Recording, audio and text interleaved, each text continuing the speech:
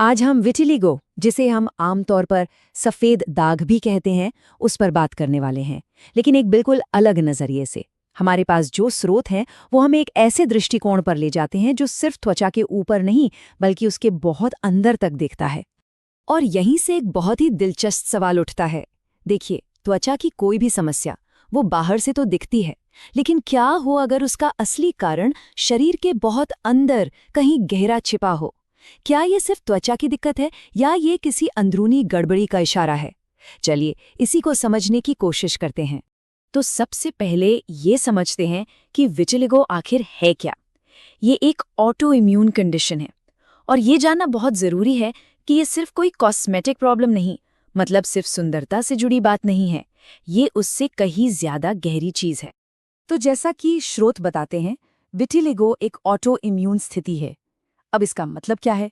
सीधा सा मतलब ये है कि शरीर का अपना ही सुरक्षा तंत्र, मतलब हमारा इम्यून सिस्टम, जो आमतौर पर बाहर की कीटाणुओं से लड़ता है, वो कंफ्यूज हो जाता है और गलती से अपने ही शरीर की कोशिकाओं पर हमला करने लगता है।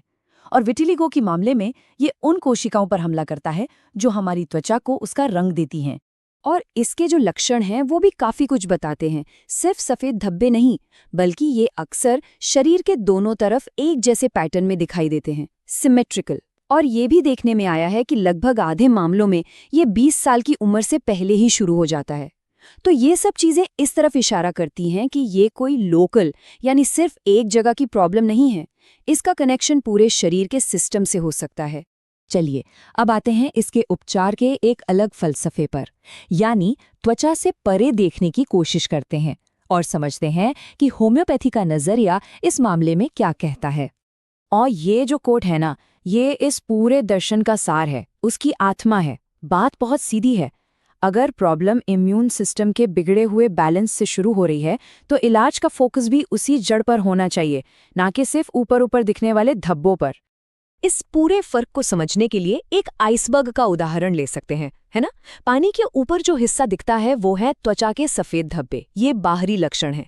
लेकिन आइसबर्ग का जो बड़ा असली हिस्सा है वो पानी के नीचे छुपा होता है, और यहाँ वो छुपा हुआ हिस्सा है इम्यून सिस्टम का आंतरिक असंतुलन।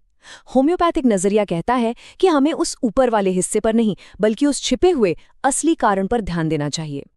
ठीक है, तो ये तो हुई थ्योरी की बात। अब इस बड़े सिद्धांत को थोड़ा और गहराई से समझने के लिए एक केस स्टडी देखते हैं, एक दवा का सूक्ष्म विश्लेषण करते हैं और देखते हैं कि ये चीजें असल में काम कैसे करती हैं। तो हम जिस दवा की बात करने वाले हैं उसका नाम है हाइड्रोकोटाइल एशियाटिका। ये उन कई दवाइयों में से एक है जिसका जिक्र हमारे स्रोत दस्तावेजों में विटिलिगो के इलाज के सिलसिले में आता है। और यहाँ एक बहुत ही दिलचस्प चीज देखने को मिलती है। ये वो जगह है जहाँ पारंपरिक ज्ञान और मॉडर्न साइंस आकर मिलते हैं।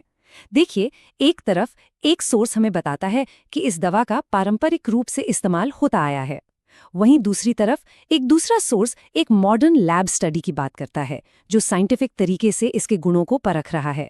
तो इस लैब स्टडी का मकसद क्या था? उन्होंने एक बहुत ही खास चीज को टेस्ट किया। क्या हाइड्रोकोटाइल एशियाटिका में फंगस से लड़ने की ताकत है? अब सवाल ये उठता है कि एक ऑटो इम्यून बीमारी के लिए एंटी फंगल गुणों की जांच क्यों? भाई, बात तो इम्यून सिस्टम की हो रही है, फंगस की नहीं। दरअसल इस तरह के अध्ययन हमें ये समझने में मदद करते हैं कि एक दवा का शरीर पर कितना व्यापक, कितना ब्रॉड असर हो सकता है। तो रिसर्चर्स ने ये टेस्ट किया कैसे? तरीका बहुत सीधा था।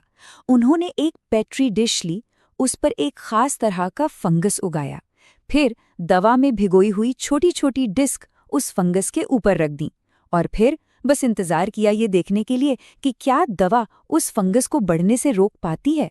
ये एक काफी स्टैंडर्ड साइंटिफिक तरीका है। और ये देखिए, ये रहे नतीजे।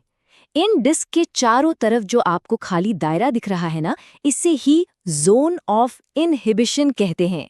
इसका मतलब बहुत साफ है, दवा ने अपने आसपास के एरिया में फंगस को पनपने ही नहीं दिया, उसे रोक दिया। तो रिसर्चर्स का निष्कर्ष क्या निकला? उनके मुताबिक लैब के अंदर हाइड्रोकोटाइल एशियाटिका ने एक खास फंगस के खिलाफ काफी असरदार एंटी फंगल एक्टिविटी दिखाई। अब एक बात साफ कर दें, ये सीधे सीधे विटिलिगो का इलाज साबित नहीं करता, लेकिन ये जरूर दिखाता है कि इस पारंपरिक दवा में कुछ ऐसे बायोलॉजिकल असर हैं जिन्हें मापा जा सकता है और जिन पर आगे और रिसर्च की जा सकती है। अच्छा, तो ये तो सिर्फ एक दवा का उदाहरण था। अब जरा बड़ी पिक्चर को देखते हैं, यानी होम्योपैथिक टूल किट को, क्योंकि ये जो नजरिया है ये किसी एक दवा पर टिका नहीं है, ये एक बहुत ही पर्सनलाइज्ड यानी व्यक्तिगत अप्रोच है। होम्योपैथी में एक दवा सबके लिए वाला हिसाब नहीं चलता। सोर्सेज के मुताबिक सही दवा कौन सी होगी ये बहुत ही व्यक्तिगत लक्षणों पर तय होता है, जैसे कि क्या किसी को नमक खाने की बहुत तेज इच्छा होती है या क्या किसी को नहाने से चिढ़ होती है। अब ये सुनने में भले ही अजीब लगे, लेकिन यही बारीकियां सही दवा को चुनने में मदद करती हैं। इसी कॉन्सेप्ट को कॉन्स्टिट्यूशनल या संवैधानिक इलाज कहा जाता है। मतलब मकसद सिर्फ विटिलिगो के धब्बों का इलाज करना नहीं है, मकसद है एक ऐसी दवा खोजना जो उस इंसान के पूरे स्वभाव से मेल खाए, उसकी शारीरिक बनावट, उसकी मानसिक स्थिति, सब कुछ। और यही बात हमें इस पूरे नजरिए के सबसे केंद्र यानी सबसे मूल सिद्धांत पर ले आती है, व्यक्ति का इलाज, बीमारी का नहीं। ये जो कोट है ये पूरी बात को बहुत ही खूबसूरती से समेट देता है। फोकस बीमारी के नाम या उसके लेबल पर नहीं है, फोकस इंसान पर है। ये एक ऐसा नजरिया है जो बाहरी लक्षणों से कहीं आगे बढ़कर पूरे के पूरे इंसान को देखता है। तो आखिर में एक सवाल हमारे सामने खड़ा होता है।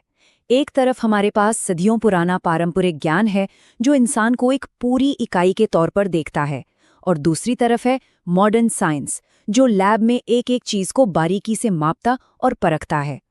तो क्या सेहत को और बेहतर ढंग से समझने का रास्ता इन दोनों दुनियाओं को कहीं साथ लाने में छिपा है? सोचने वाली बात है।